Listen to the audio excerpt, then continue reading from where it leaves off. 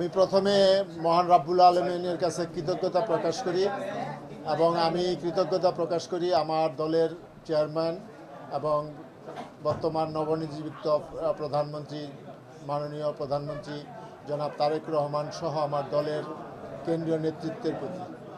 আসলে আমি মনে করি যে গত 17 বছরের আমাদের যে ত্যাগ তিতিক্ষা, যে আন্দোলন সংগ্রাম, জেল জুলুম নির্যাতন, সেটার একটা মূল্যায়ন আমাদেরকে করেছে। আমি মনে করি আমাকে মূল্যায়ন করা মানে তৃণমূলকে মূল্যায়ন করা হয়েছে। আমি মনে করি নিজেকে তৃণমূলের প্রতিনিধি হিসাবে মনে করি। আজকে আমি সবসময় দলের প্রতি ওবিডিয়েন্ট ছিলাম, কোনো দলের কোনো কাজে আদেশ বা নির্দেশের বিরোধিতা কোনো সময় করি নাই। গত নির্বাচনে এমপি নির্বাচনে আমাকে প্রথম নমিনেশন দেওয়া হয়েছিল, কিন্তু আমার থেকে আরেকজনকে দেওয়ার পরে আমি টুবাক্য করি নাই। আমি দলের সিদ্ধান্ত মেনে নিয়েছি। আজকে আমি কিন্তু এই যে আজকে আমার যে পদ দেওয়া হয়েছে, আমি সেন্ট্রালি কারোর সাথে বলি নাই যে আমাকে এই পদটা দেওয়া হোক, কিন্তু সেন্ট্রাল আজকে আমার নেতা তারেক রহমান আমাকে মূল্যায়ন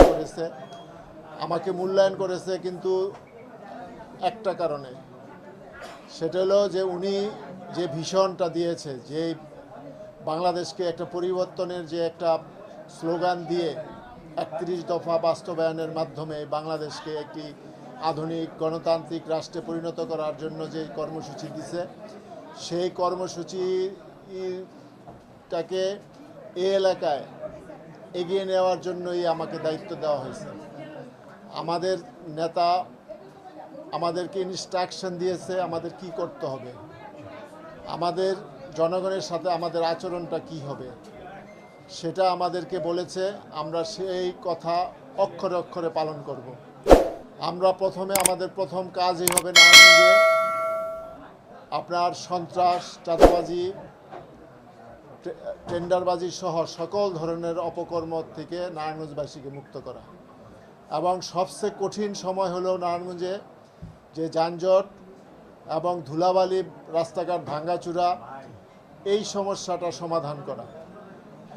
এবং এই যে কিশোর গ্যাং, সেই কিশোর গ্যাং থেকে নারায়ণগঞ্জবাসীকে কিশোর গ্যাং মুক্ত করা। আজকে আমাকে যে দায়িত্ব দেওয়া হয়েছে, আমি আমার দলের জনপ্রতিনিধিরা রয়েছে, এমপি মহোদয়রা রয়েছে, প্রশাসন রয়েছে, আমি সবাইকে নিয়ে এই নারায়ণগঞ্জ থেকে আমরা এই সকল সমস্যাগুলি সমাধান করার চেষ্টা করব। আমি মনে করি আমরা এই জনগণের প্রশাসক হতে চাই। আমার নেতা আমাকে বলেছে যে জনগণের প্রশাসক হতে, জনগণের মন জয় করার জন্য আমি আমার মন প্রাণ দিয়ে আমি চেষ্টা করব এই নারায়ণগঞ্জের মানুষের মন জয় করার জন্য।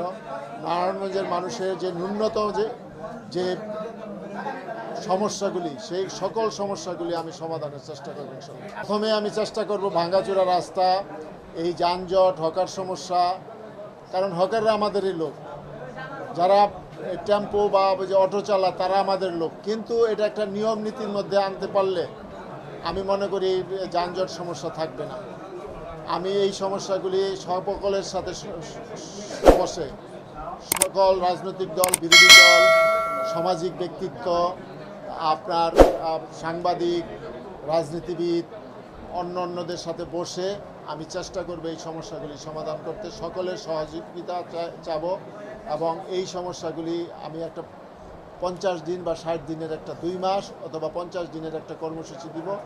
সেই কর্মসূচির মধ্যে এই ন্যূনতম যে বিষয়গুলি আছে, যে যানজটটা, তারপরে আপনার এই যে হকার সমস্যা, এটা আমরা পারবো ইনশাল্লাহ।